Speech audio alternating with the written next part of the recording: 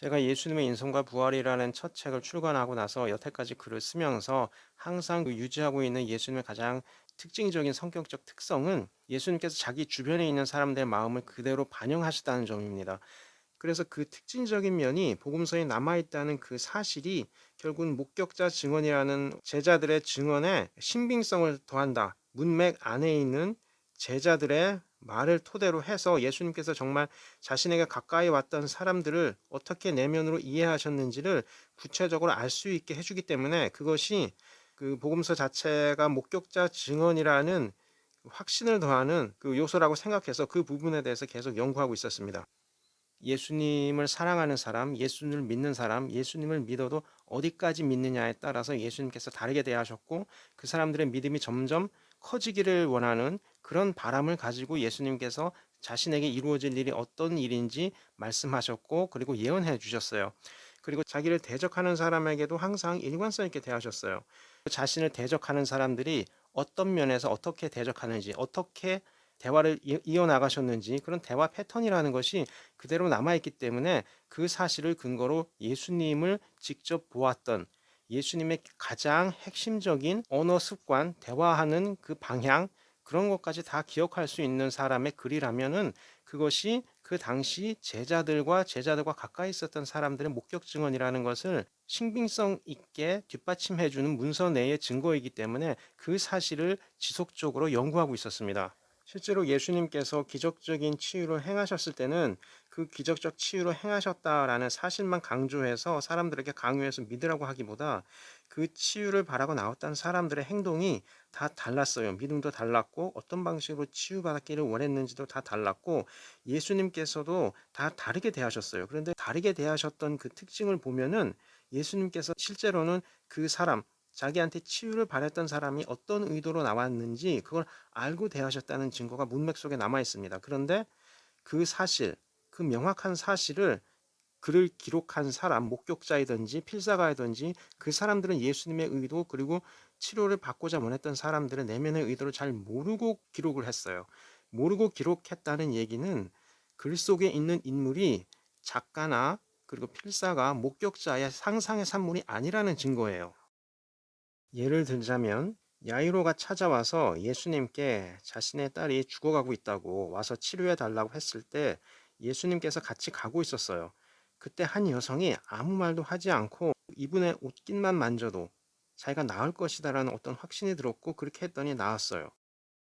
여기서 뻔한 질문 하나만 하죠. 야이로는 예수님께 와서 절을 하고 딸을 고쳐달라고 했어요. 그런데 왜 이 여성은 예수님께 자신의 병명을 말하고 고쳐달라고 하지 않았을까요? 이건 너무 뻔한 질문이죠.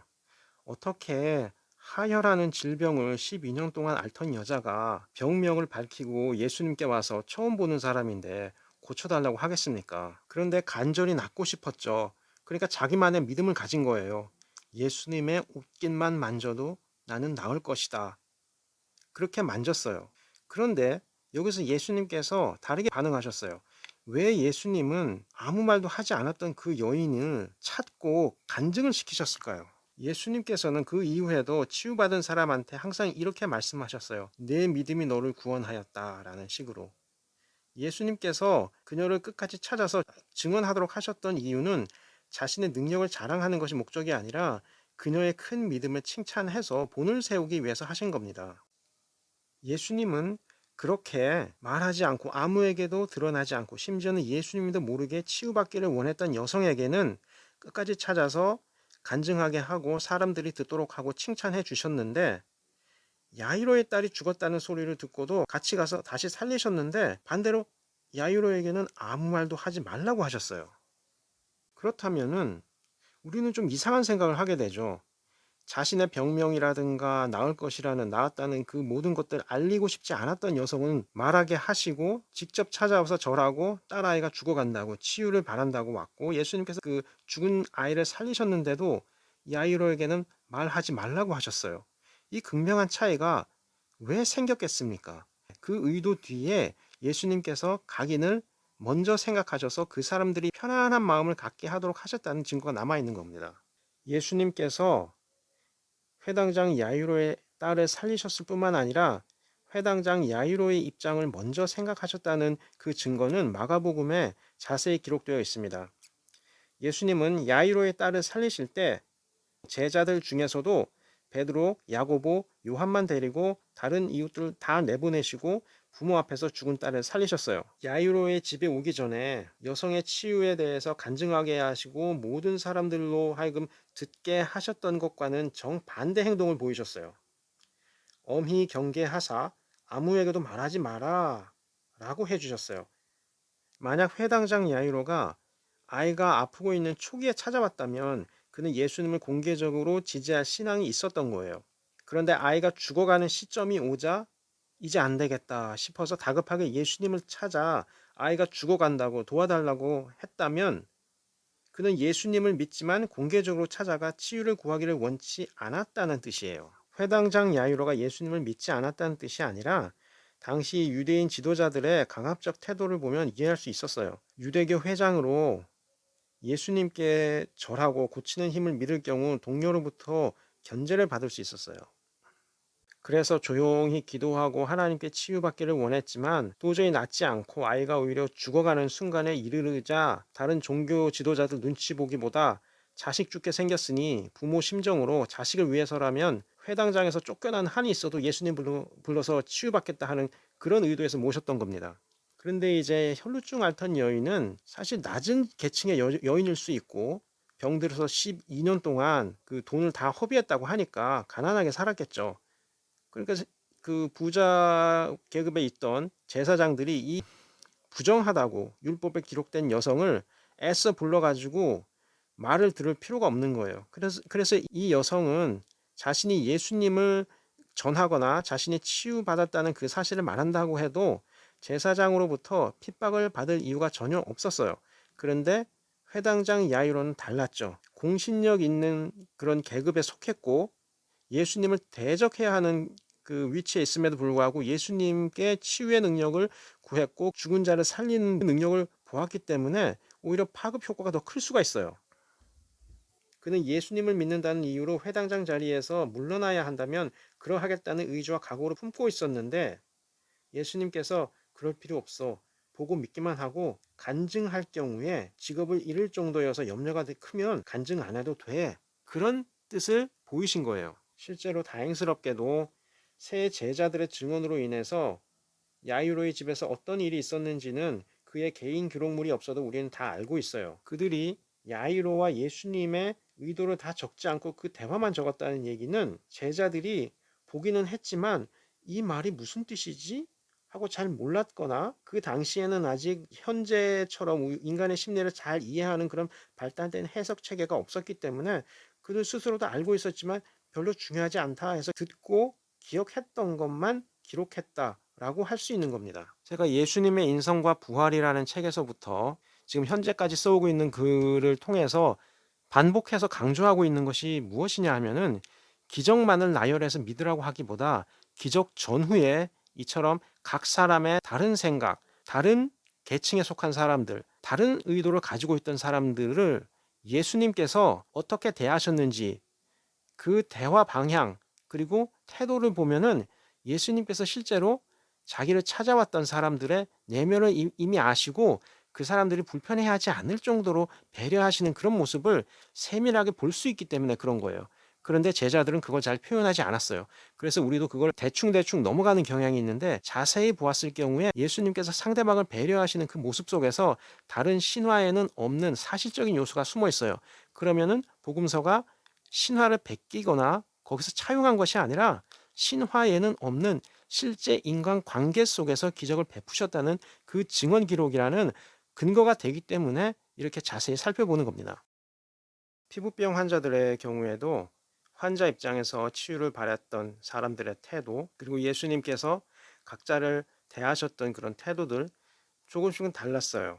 산상수훈이 끝나고 나서 치유를 해달라고 직접 요구를 한 경우도 있었고 예수님께서는 거기에 곧바로 대응하셔서 치유를 선포하시는 말씀을 하시고 고치신 적도 있었어요.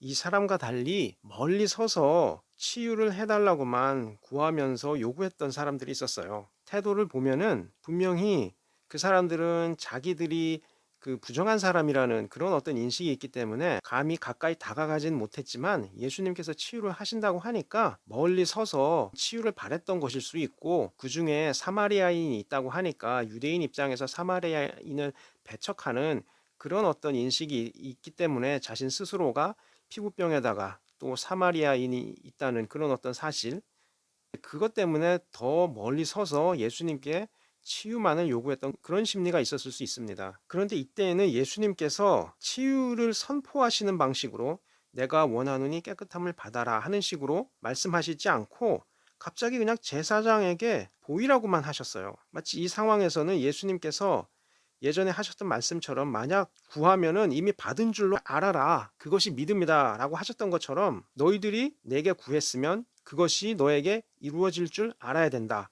라는 어떤 그런 믿음을 가지고 제사장에게 보여라 하신 그런 의미라고 할 수 있습니다. 그 사람들은 예수님의 말을 따랐고 가는 도중에 치유를 받았는데 단 한 사람, 사마리아인만 하나님께 감사하기 위해서 예수님께로 달려왔어요. 예수님께서는 그 상황에서 하나님을 찾은 자가 이 한 명밖에 없냐면서 한탄하시면서 그에게만 피부병 치유를 넘는 구원을 전하셨습니다. 예수님께서 실제로는 자신이 치유를 선포하는 것처럼 느껴지지 않도록 하셨지만 실제로는 그 사람들이 예수님의 치유를 믿고 다시 돌아와서 감사하기를 원했어요.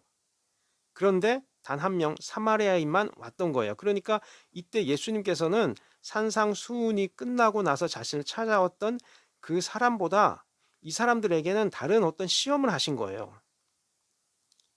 마치 예수님께서 치유를 한 것 같이 느껴지지 않은 말을 했더라도 그들이 처음에 예수님을 믿고 치유를 원했다면 예수님을 그렇게 믿어주기를 원했어요. 하나님의 치유의 능력을 전하시는 분으로, 또 하나님으로. 그런데 그 믿음을 보지 못했어요. 오직 사마리아인 한 명만. 그러니까 분명히 이거는 피부병을 치유하셨다라는 예수님의 능력, 그 이면에 예수님께서 자신에게 온 사람들, 치유를 받았던 사람들이 어떤 믿음을 갖기를 원했는가, 그거를 알 수 있는 지표가 되는 거예요. 그 증거가 복음서에 남아 있습니다. 그러니까 예수님의 성격적 특성이죠. 그리고 예수님께서 자신의 제자들, 설사 제자가 아니라도 치유를 바랄 정도로 능력을 행하시는 분으로 믿는다면 어디까지 믿기를 바라는가, 그거를 우리가 알 수 있어요. 제가 쓴 책 전부가 바로 이런 예수님께서 기적을 일으키신 전후, 그리고 말씀을 전하신 전후, 질문을 받으신 전후 어떤 태도로 대하셨는지, 그런 태도를 통해서 예수님께서 마음을 알고 계셨다는 사복음서 전체 제자들의 증언이 사실임을, 그리고 우리가 객관적으로 판단할 수 있는, 분석할 수 있는 그런 증거가 남아있다는 그러한 근거로 우리가 사용할 수 있기 때문에 그 부분에 중점을 두고자 하는 것입니다. 그 장님을 치유하실 때도 마찬가지였어요. 예수님께서는 장님이 치유를 원할 때 치유하시고 또 같이 동행하기도 하셨어요.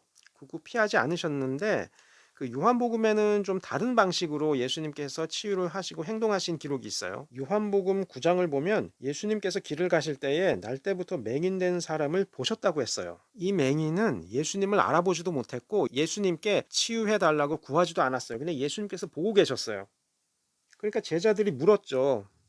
이 사람이 맹인으로 난 것이 누구의 죄로 인한 것입니까? 자기입니까? 그의 부모입니까? 하니까 예수님께서는 이 사람이나 그 부모의 죄로 인한 것이 아니라 그에게서 하나님이 하시는 일을 나타내고자 하심이라 하고 말씀하셨어요.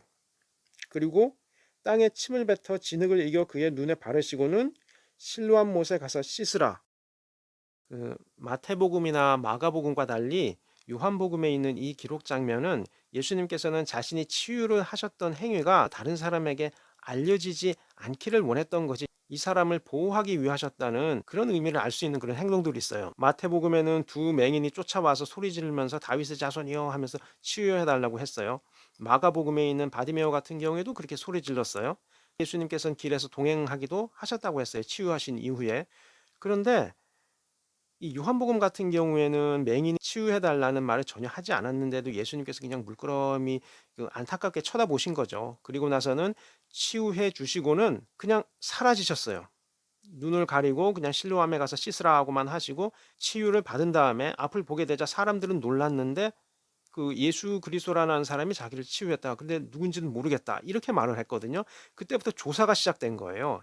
그러니까 예수님께서 이런 그 인간관계를 이미 알고 계신 거예요. 가까이 대하시고 치유하시고 본인이 치유하셨으니까 알아야 된다고 생각할 때는 서로 눈과 눈을 마주하고 동행하지만, 아무런 인간관계가 없는 사람일 경우, 만약 이 사람의 치유가 알려졌을 경우에, 그리고 파급력이 있어서 박해를 받을지도 모른다라는 다른 여러 가지 인간관계로 인하여 연결된 사람들이 이 사람 어디서 치유받았어? 이렇게 이야기가 나버리면은 사람들 앞에 끌려가서 증언해야 되는 이런 상황에 되면은 그런 인간관계를 먼저 생각하셔서 자신을 증언하지 않아도 된다는 어떤 그런 뉘앙스를 주어서 이 사람들을 보호하려는 이제 그런 행동을 보이셨어요. 실제로 이 장님의 경우에는 제사장들이 모여서 판결을 내리기를, 이 사람이 어디서 어떻게 어떤 연유로 치유를 받았고 날 때부터 장님인 것이 맞느냐라는 그런 걸 실사를 하려고 했었어요. 그래서 이제 이 부모도 끌려가고 이 사람도 여러 번 끌려갔는데, 나중에 이 사람이 강하게 예수님을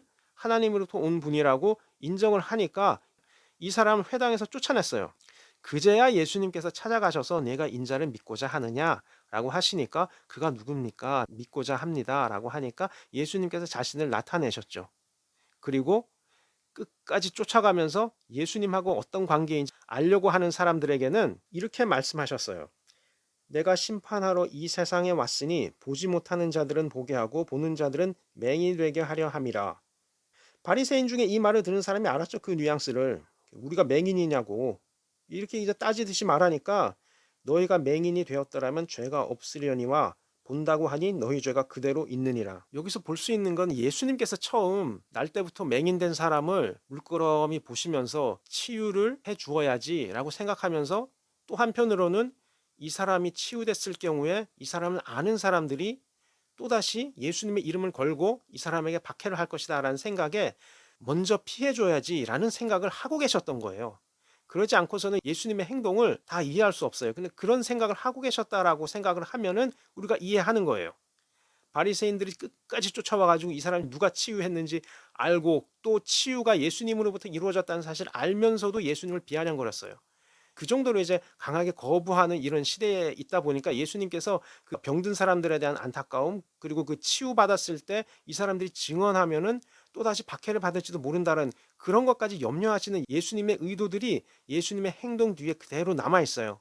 그것이 치유만큼이나 중요한 이유는, 당시 예수님께서 자신만 생각했던 게 아니라 자신을 믿는 사람들, 자신으로부터 치유를 받았던 사람들이 나중에 바리새인들이나 제사장들로부터 어떤 고난을 받을까, 그거를 염려해서 그것까지 고려해서 자신의 정체를 숨기려고 했던 그런 예수님의 의도가 드러나 있다는 것, 그것이 중요한 거예요. 그것이 예수님께서 타자를 먼저 생각하셨다는 것, 제자들 입장에서 예수님께서는 마음을 아셨다는 것뿐만 아니라, 그건 이제 제자들이 가까이 있으면서 알았던 거지만, 예수님께서 이런 방식으로 대화하심으로 예수님께서 실제로는 자기 주변에 있는 사람들이 박해받지 않도록 배려하셨다는 것, 그것이 더 중요한 거예요. 현대 목회자들 같은 경우에는 이 부득이하게 비판할 수밖에 없지만, 전도지 가지고 이슬람 국가에 가서 순교를 해라 이런 식으로 강요하고 간증을 다 해야 된다 이런 식으로 하는데, 이건 전혀 예수님의 태도도 아니고 너무 무례한 태도예요. 그러니까 예수님의 태도, 예수님께서 제자들뿐만 아니라 자기 주변에 있는 사람들을 대하셨던 그 태도, 그 모든 것들을 복합적으로 바라보았을 때, 분석했을 때 예수님께서 실제로 다른 사람들을 인격적으로 대하셨고, 각자의 믿음과 성향 그리고 능력에 따라 다르게 보셨다는 것, 그리고 그들이 할 수 있는 일만 맡기셨다는 것, 그것이 중요한 거예요. 모든 사람들이 사도 바울처럼 살라는 것도 아니고, 모든 사람들이 베드로처럼 살라는 것도 아니고, 각자 그 분량대로 자기 능력 안에서 그렇게 살게 하신 거예요. 이런 것들이 목격자 증언이라는 그 증언에 더 신빙성을 더하는 거예요. 단지 기적을 행하셨다는 것뿐만 아니라 그 기적 전후에 보이셨던 이 태도가 상대방을 위하고 있다는 것, 그리고 당시 위협이 어떤 것인지 인지하고 있기 때문에 이런 말씀을 하셨다는 그 사실에 신뢰성을 더하는, 신빙성을 더하는 그런 자료라는 거예요.